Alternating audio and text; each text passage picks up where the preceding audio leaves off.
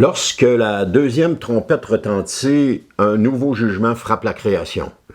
Après la destruction partielle de la végétation lors de la première trompette que nous avons vue dans la vidéo précédente, c'est désormais la mer qui est atteinte. Ce bouleversement n'est pas un simple phénomène naturel comme on pourrait le penser, mais une intervention divine qui est chargée de sens, c'est-à-dire une énorme masse incandescente, semblable à une montagne embrasée, est précipitée dans les eaux. Donc le choc est spirituel, écologique et économique.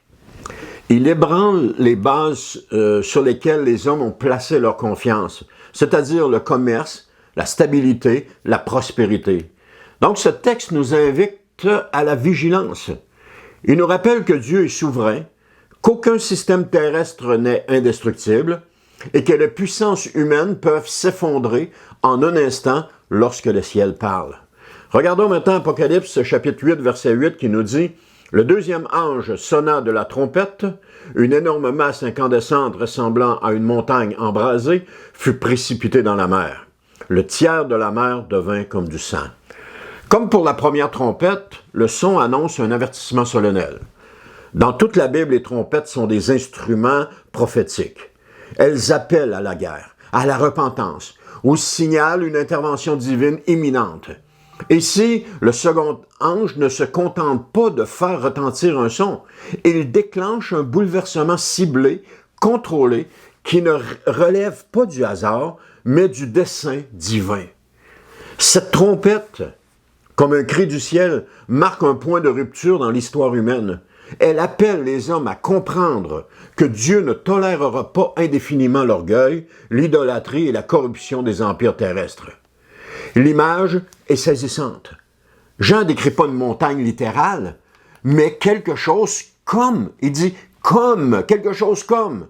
Une montagne, c'est-à-dire une réalité symbolique, imposante, inébranlable aux yeux des hommes.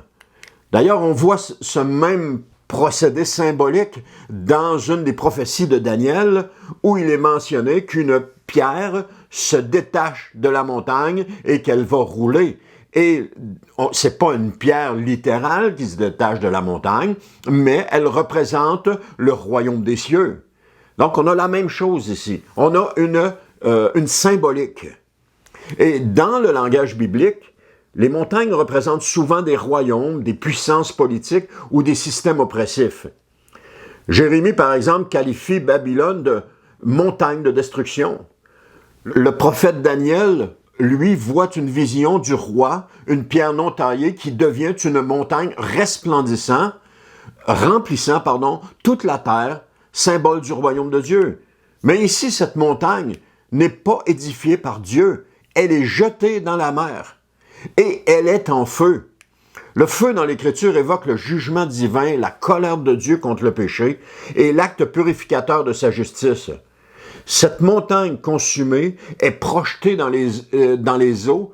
Elle représente la chute soudaine et spectaculaire d'un empire ou d'un système que rien ne semblait pouvoir ébranler. Maintenant, reportons-nous à l'époque où le livre de l'Apocalypse a été écrit. Et il apparaît clairement que le système de Rome pouvait ressembler à un système que rien ne pouvait ébranler, et pourtant, Rome a été entièrement détruit. Et aujourd'hui encore, il y a des systèmes qui semblent que rien ne va pouvoir les ébranler. Mais lorsque Dieu décide que c'est terminé, c'est terminé. Donc aussi, la mer dans le livre de l'Apocalypse représente souvent les nations et les peuples. Jetée dans les flots, cette montagne en feu provoque un cataclysme. L'équilibre des nations est rompu. L'ordre mondial s'effondre. Et ce jugement n'est pas seulement un fait prophétique, il parle aussi à notre époque, à nos sociétés. Aucun empire n'est à l'abri du souffle de Dieu.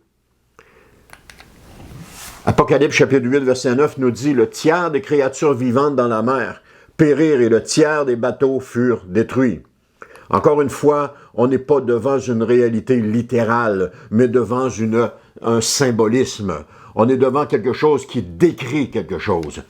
Le verset qu'on voit décrit un triple impact. D'abord, un impact sur la nature. c'est-à-dire que la mer devient du sang comme lors de la première plaie d'Égypte. C'est pas une mer teintée ou symboliquement affectée. C'est une mer représentant les nations qui est devenue signe de mort, de jugement, d'impureté. Ensuite, sur la vie, c'est-à-dire les créatures marines périssent.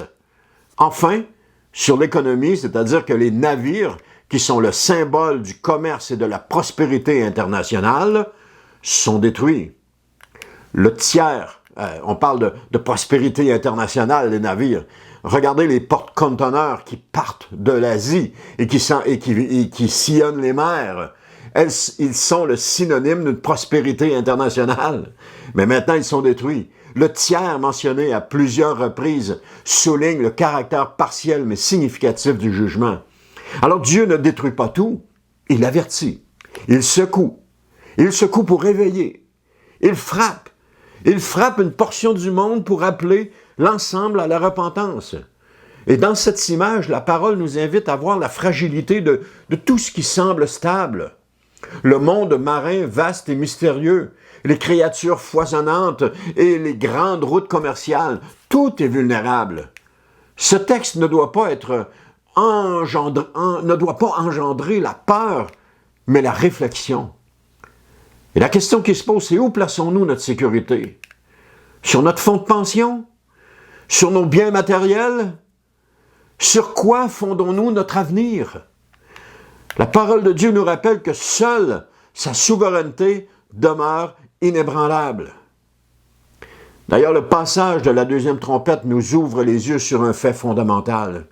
Dieu a le pouvoir d'ébranler ce que l'homme croit éternel.